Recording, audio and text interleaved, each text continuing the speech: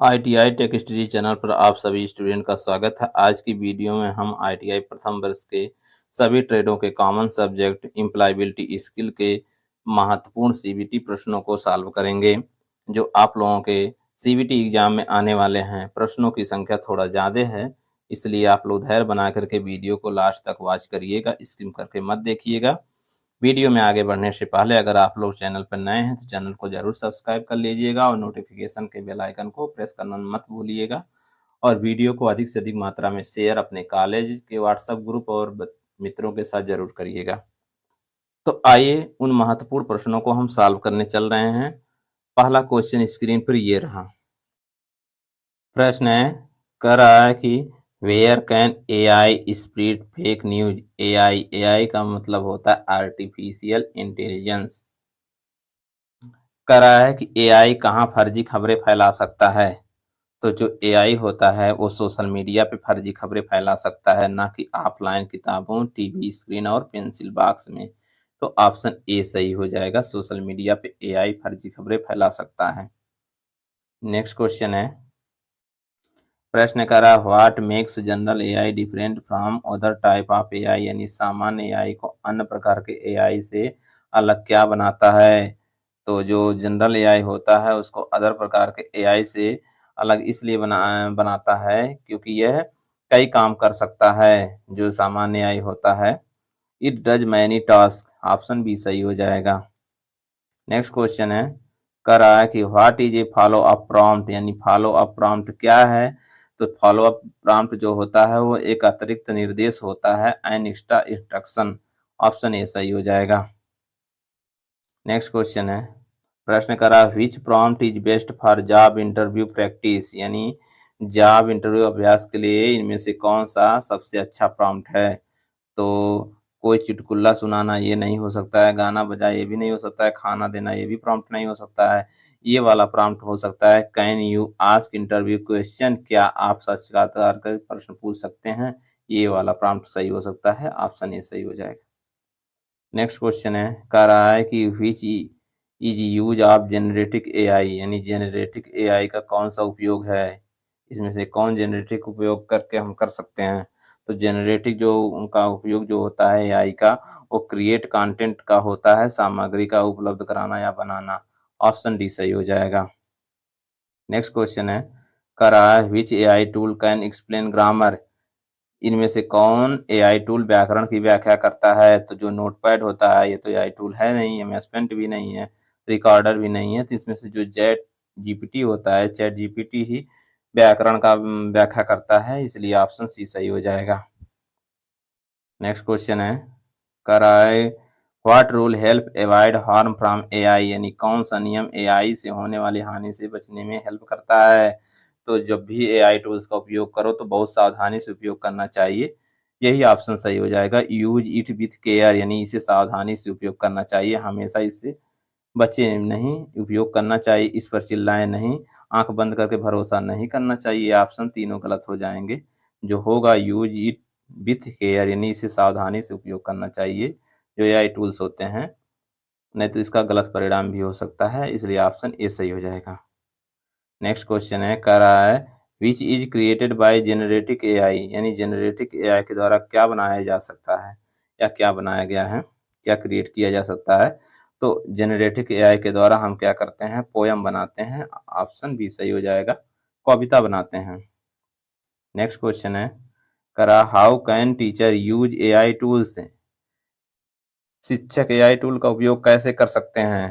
तो फीडबैक दे करके, तो जो शिक्षक होता है एआई टूल का उपयोग फीडबैक दे करके कर सकता है। ऑप्शन डी सही हो जाएगा, टू गिव फीडबैक, यानी प्रतिक्रिया दे करके।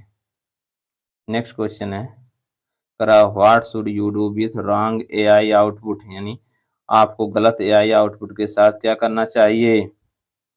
गलत आउटपुट को अगर एआई दे रहा है तो हमें क्या करना चाहिए, ट्राई बेटर प्रॉम्प्ट, यानी बेहतर प्रयास करना चाहिए। ऑप्शन डी सही हो जाएगा। नेक्स्ट क्वेश्चन है, क्वेश्चन है कह रहा how can AI suggest job, यानी एआई जॉब का सुझाव कैसे दे सकता है।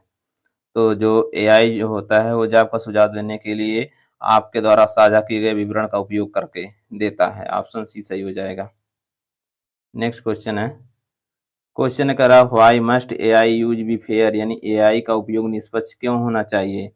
तो एआई का उपयोग निष्पक्ष इसलिए होना चाहिए, इससे हानि से बचने के लिए, to avoid harm. Option B सही हो जाएगा।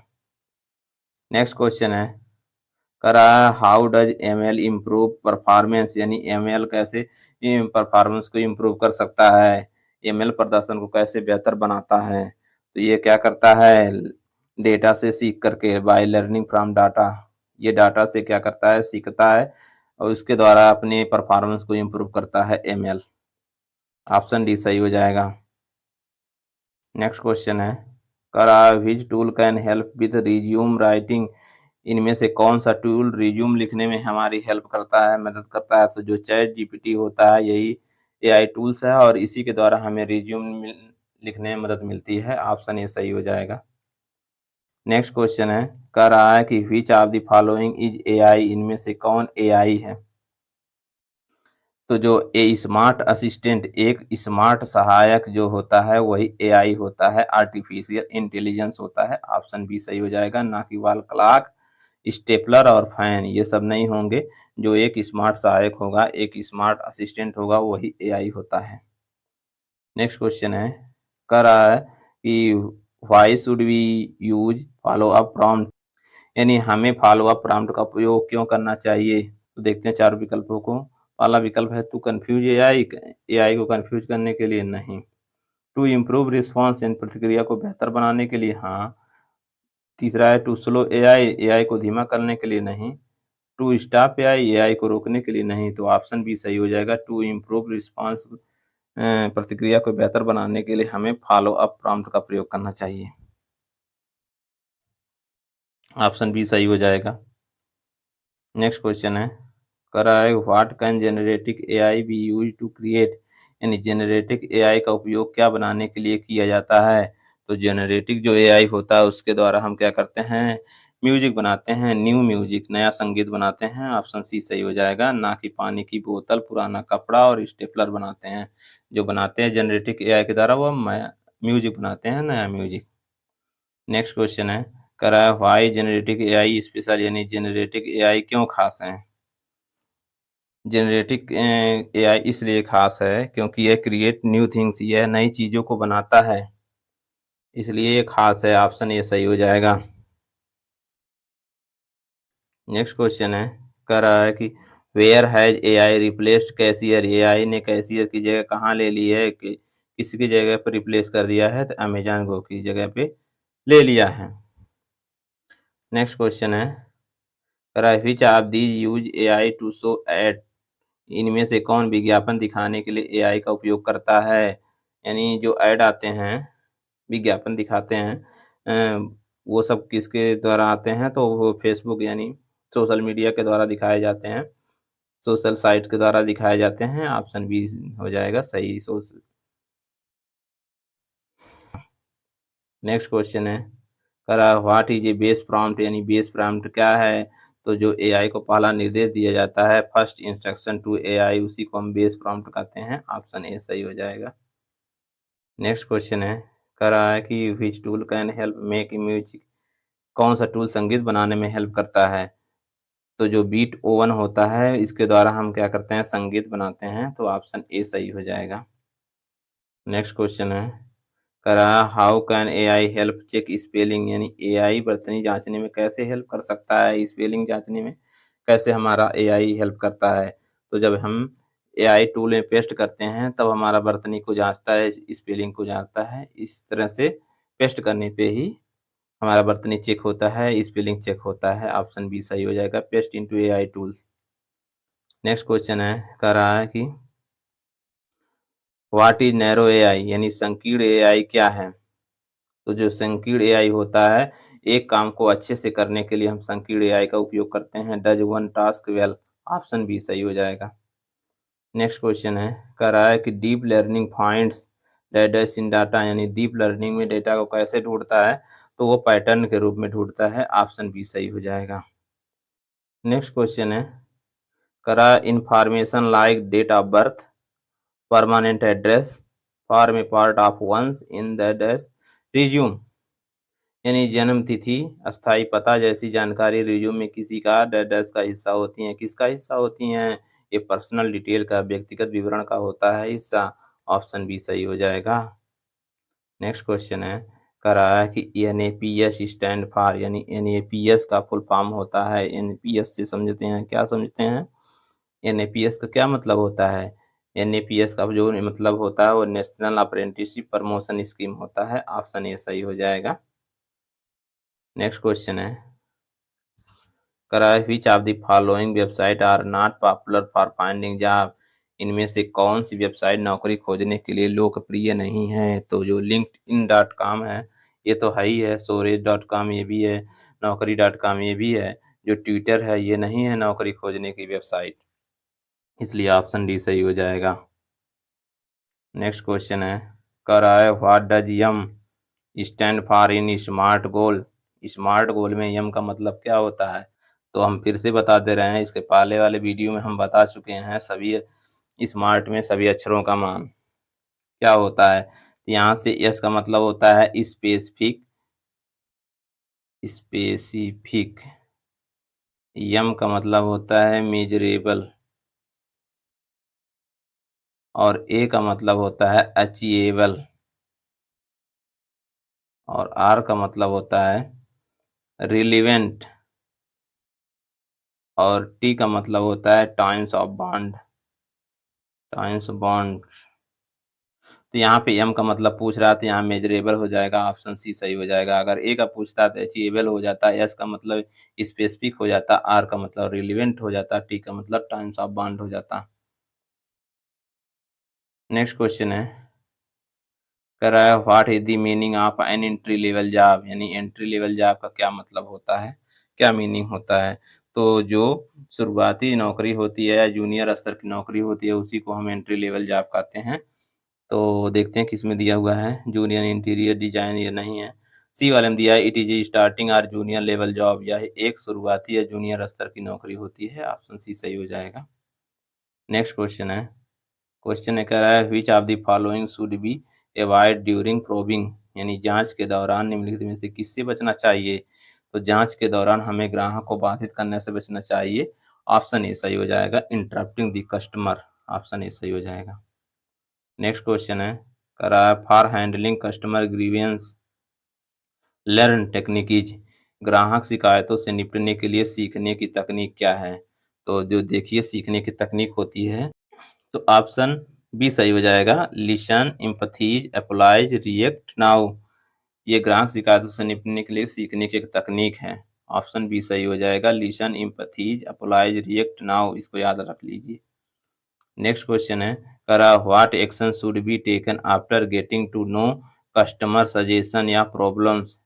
ग्राहक के सुझाव या समस्याओं को जानने के बाद क्या कार्रवाई की जानी चाहिए?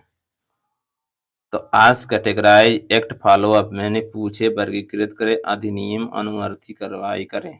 ऑप्शन सी सही हो जाएगा। नेक्स्ट क्वेश्चन है, प्रश्न कर रहा है which of the following is not true. इनमें से कौन सा सही नहीं है? पहला ऑप्शन दिया है प्रत्येक ग्राहक से समान प्रश्न पूछे, नहीं। दूसरा है अपने ग्राहक को जरूरतों को पूरा करने के लिए उन्हें समझने पर वास्तविक ध्यान के साथ प्रश्न पूछें, हाँ ये सही है। केवल प्रासंगिक प्रश्न पूछें, ये भी सही है। ग्राहकों की जरूरतों पर ध्यान केंद्रित करके विश्वास स्थापित करें, ना कि अपने उत्पाद पर, ये भी सही है।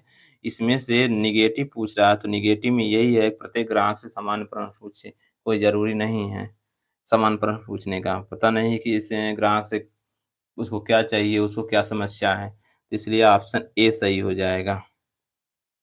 नेक्स्ट क्वेश्चन है, कह रहा है प्रोबिंग क्वेश्चन हेल्प यू। जांच करने वाले प्रश्न आपकी मदद करते हैं, किस तरह से मदद करते हैं?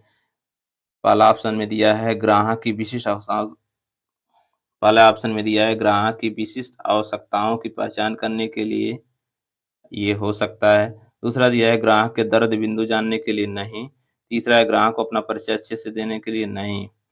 और चौथा दिया है विश्वास का निर्माण करें ताकि आप ईमानदार प्रतिक्रिया प्राप्त कर सके। ईमानदार को प्रतिक्रिया प्राप्त करने की कोई आवश्यकता ही नहीं है, तो ऑप्शन ए सही हो जाएगा। जांच करने वाले प्रश्न हमारा इस तरह से मदद करते हैं कि ग्राहक की विशिष्ट आवश्यकताओं की पहचान हो जाती है। ऑप्शन ए सही हो जाएगा। नेक्स्ट क्वेश्चन है, कह रहा है कि दी एक्सपेंशन ऑफ जीडीपी इज, यानी जीडीपी का विस्तार है, विस्तार रूप क्या होता है, फुल फॉर्म क्या होता है, तो जीडीपी का जो फुल फॉर्म होता है वो ग्रॉस डोमेस्टिक प्रोडक्ट होता है। ऑप्शन ए सही हो जाएगा। ये बीबी इम्पोर्टेंट क्वेश्चन है, बहुत इंपॉर्टेंट क्वेश्चन है, बीबीआई क्वेश्चन है। नेक्स्ट क्वेश्चन है, कह रहा है कि what does a in smart stand for. Smart में ए का क्या मतलब है। अभी स्मार्ट गोल आया था, उसमें एम का मान पूछा था। अब यहाँ पे ए का मान पूछ रहा है, तो यहाँ पे ए का मान हो जाएगा अचीवेबल। ऑप्शन बी सही हो जाएगा। अगर एम पूछता तो मेजरेबल हो जाता, एस पूछता तो स्पेसिफिक हो जाता। नेक्स्ट क्वेश्चन है, as compare to small scale business large scale business require, यानी लघु उद्योग की तुलना में बड़े पैमाने पर व्यवसाय की आवश्यकता है, तो उसमें किसकी आवश्यकता होगी, तो कम व्यक्तियों की नहीं, कम पूंजी की नहीं, बिल्कुल। जब आप लघु उद्योग से बड़े उद्योग पे जा रहे हैं व्यवसाय करने, तो अभी अधिक व्यक्तियों की आवश्यकता होगी। छोटी मशीनें और उपकरण बिल्कुल नहीं। तो ऑप्शन सी सही हो जाएगा। जब आप लघु उद्योग की तुलना में बड़े पैमाने पर व्यवसाय की आवश्यकता कौन सी होगी, वो अधिक व्यक्तियों की होगी। ऑप्शन सी सही हो जाएगा। नेक्स्ट क्वेश्चन है, एमएसएमई स्टैंड फॉर, यानी एमएसएमई का अर्थ होता है, एमएसएमई का फुल फॉर्म क्या होता है। एमएसएमई का जो फुल फॉर्म होता है वो micro small and medium enterprises होता है।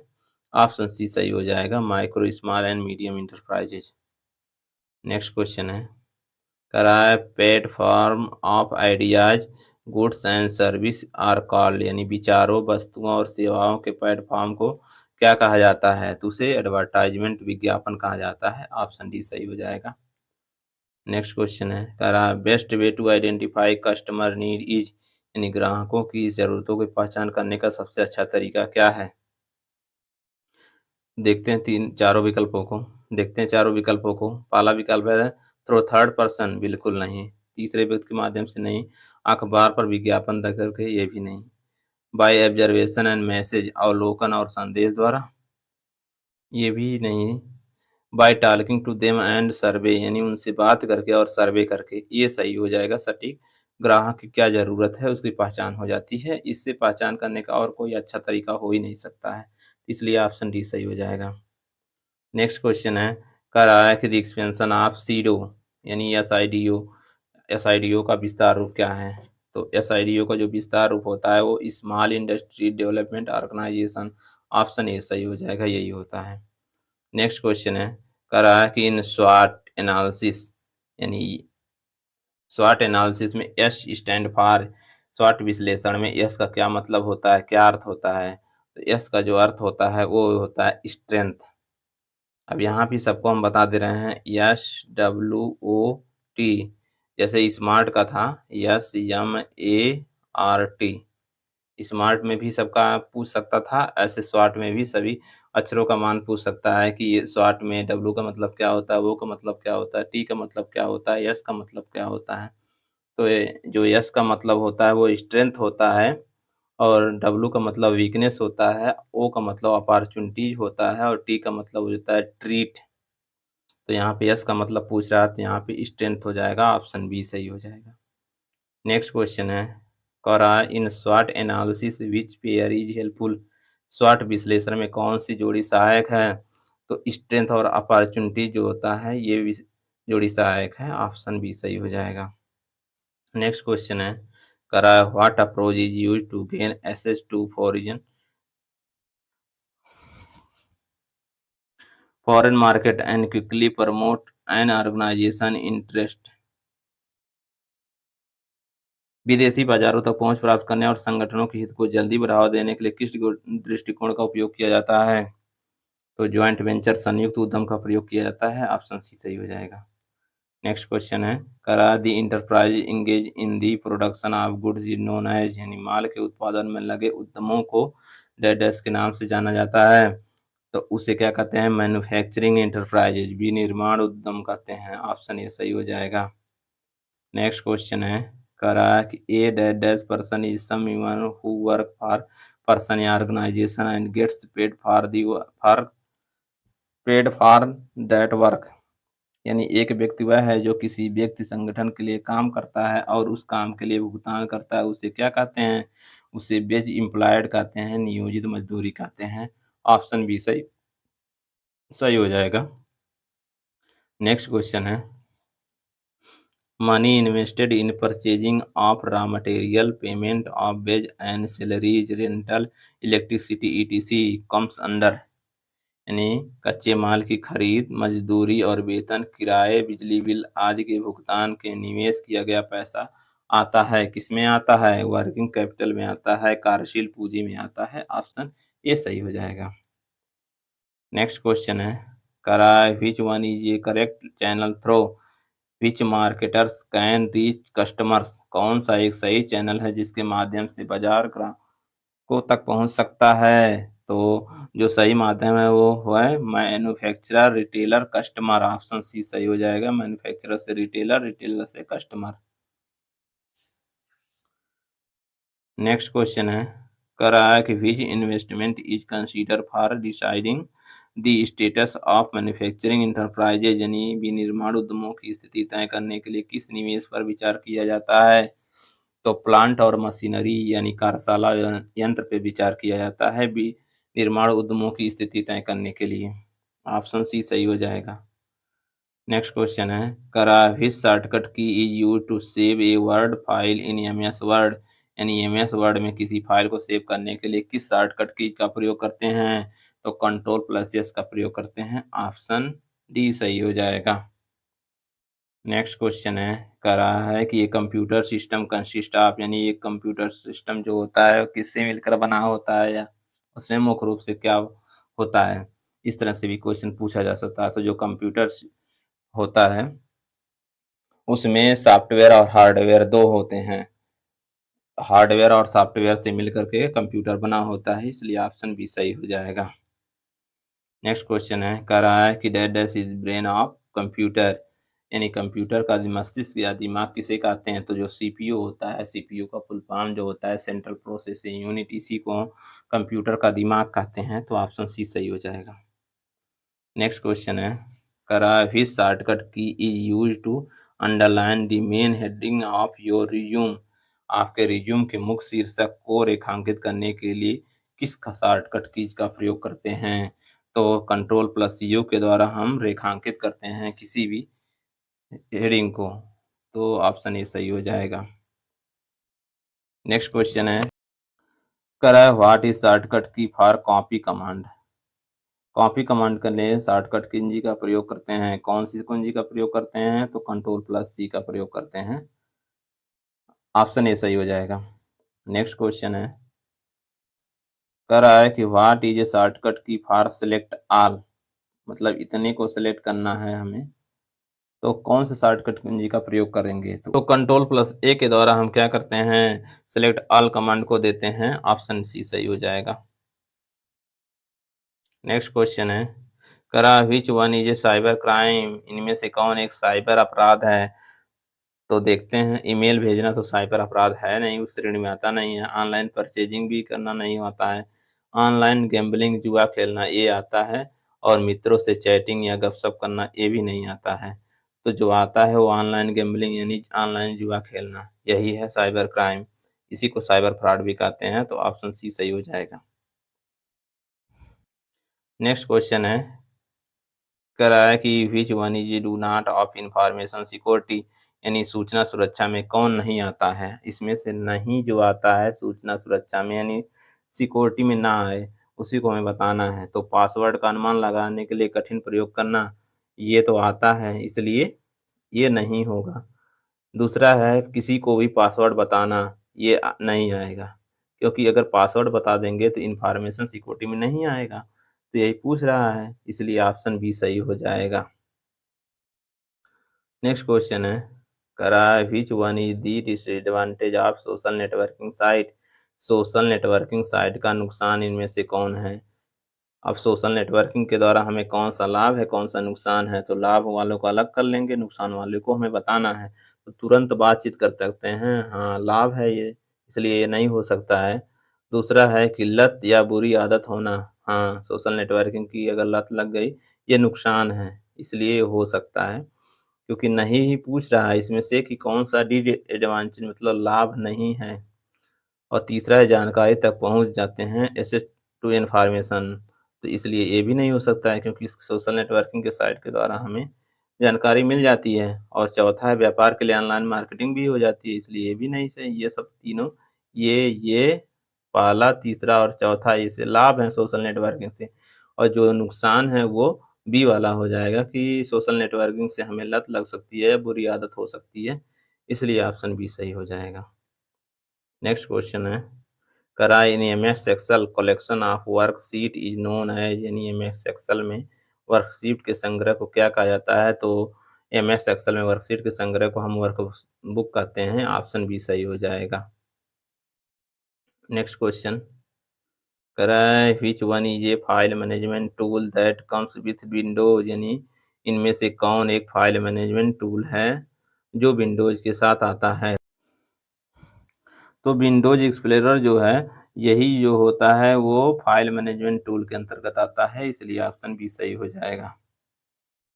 नेक्स्ट क्वेश्चन है, कह रहा है कि that that tab is use to insert chart graph image and page number into a word file, यानी टैब का उपयोग चार्ट ग्राफ इमेज और पेज नंबर का वर्ड फाइल में डालने के लिए क्या किया जाता है? किस फॉर्मेट में किया जाता है? तो जो इंसर्ट टैब होता है इसी में इमेज, पेज नंबर और ग्राफ ये सब जानते हैं चार्ट वगैरह को, तो इंसर्ट टैब हो जाएगा ऑप्शन सी।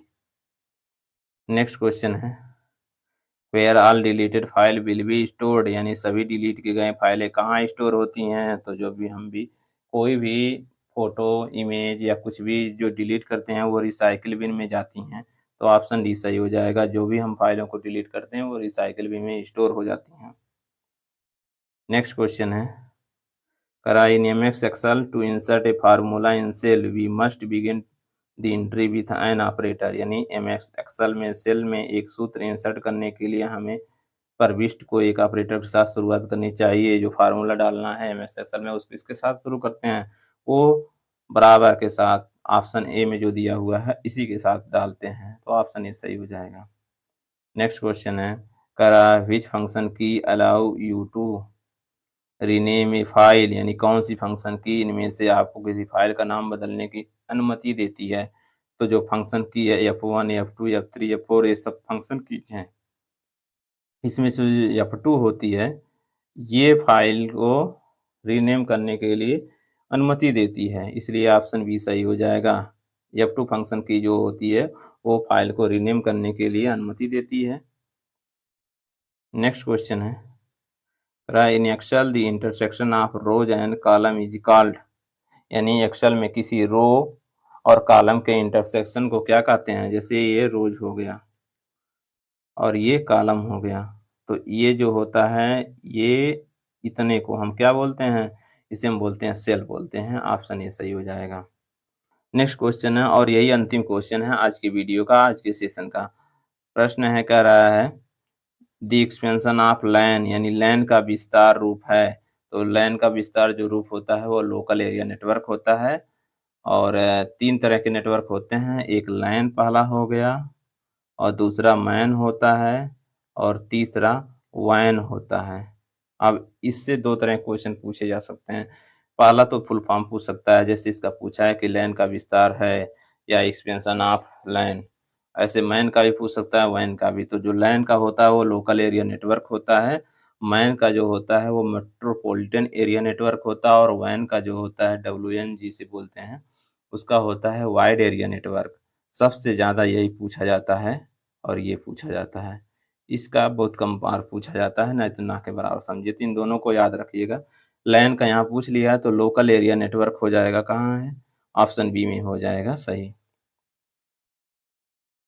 मिलते हैं अगली वीडियो में टॉप इम्पोर्टेंट क्वेश्चनों के साथ। धन्यवाद।